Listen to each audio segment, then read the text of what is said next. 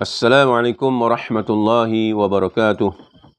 Alhamdulillah wassalatu wassalamu ala Rasulillah wa ala alihi wa ashabihi wa tabi'in at-tabi'in lahum bi ihsanin ila yaumiddin, amma ba'd.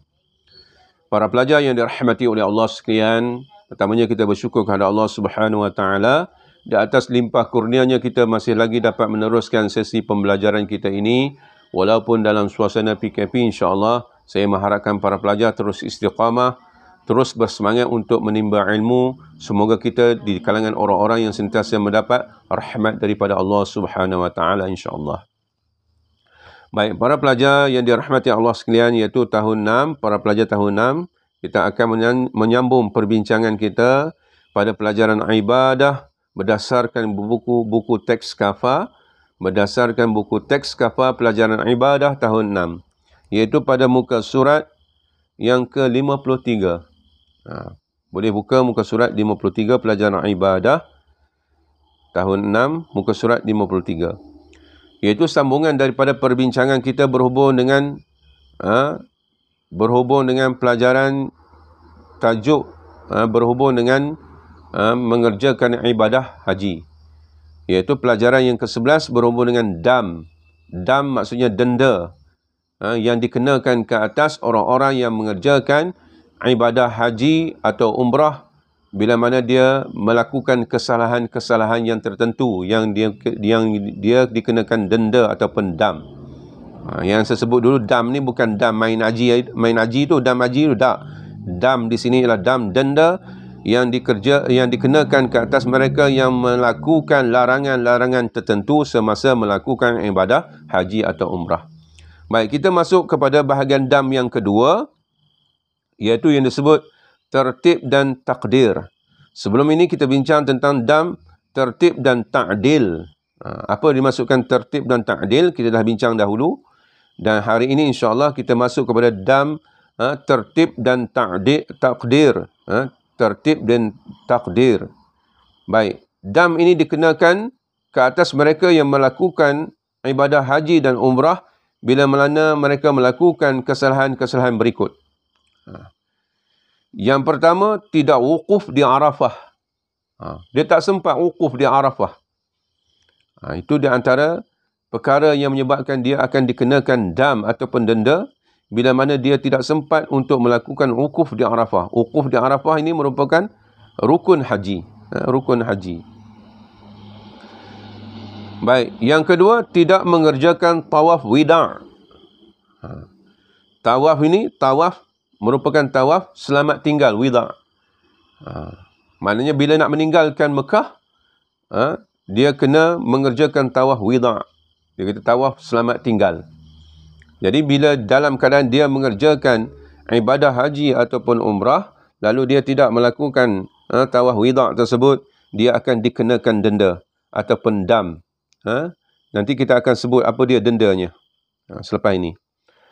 Cuma kita nak bincang tadi tentang kesalahan-kesalahan yang dimasukkan dalam kesalahan tertib dan takdir. Baik, yang ketiga, mengerjakan haji tamattu' dan haji qiran. Maknanya dalam ibadah haji ni dia ada, sama ada kita melakukan haji tamattu' ataupun haji qiran dipanggil. Dia adalah dulu kita dah sebut dah sebelum ni apa yang dikatakan haji tamattu' dan haji qiran.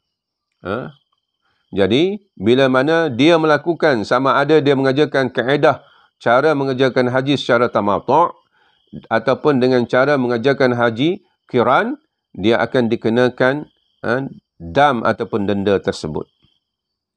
Baik, yang keempat, meninggalkan perkara-perkara wajib haji. Kita dah sebut dulu banyak perkara-perkara wajib haji yang perlu dilaksanakan. Di antaranya dia kena bermalam di Muzdalifah, dia kena melantar jamrah, itu di antaranya. Tapi bila mana dia tak buat perkara-perkara tersebut, dia akan dikenakan dam ataupun denda. Inilah 4 perkara yang termasuk dalam kumpulan dam yang dikatakan dam tertib dan takdir.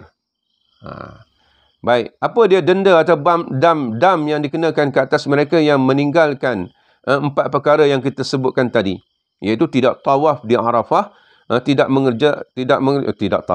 wukuf di Arafah, tidak mengerjakan tawaf wida', tidak mengerjakan haji tamattu' ataupun haji qiran, ataupun meninggalkan perkara-perkara yang wajib haji. Dendanya ialah menyembelih seekor kambing atau kibas. Menyembelih seekor kambing atau kibas jika tidak mampu berpuasa 3 hari di Mekah dan 7 hari di tanah air. Mana di tempat kita kena berpuasa 7 hari. Itulah denda ataupun dam yang termasuk dalam denda atau dam tertib dan takdir bila mana mereka meninggalkan ataupun tidak melakukan 4 perkara yang kita bincangkan tadi, iaitu dengan menyembelih seekor kambing atau kibas. Jika tidak mampu, mana nak beli kambing pun tak mampu, duit tak cukup, duit dah habis dah, beli buah kurma banyak kan, umpamanya, beli barang-barang lain dah banyak, nak beli kambing atau kibas tak cukup, jadinya dia kena berpuasa 3 hari di Mekah. Dia kena puasa 3 hari di Mekah dan 7 hari di tanah air kita sendiri. Itulah denda yang perlu dikenakan berdasarkan dam, tertib dan takdir. Sekadar itulah perbincangan kita pada hari ini. InsyaAllah semoga para pelajar dapat memahaminya, dan saya meminta para pelajar untuk menulis ni tertib, dam, tertib dan takdir ni sebagai nota kepada kamu, sebagai simpanan maklumat kepada kamu untuk kamu menghadapi sebarang peperiksaan, insya-Allah. Sekadar itu pelajaran kita.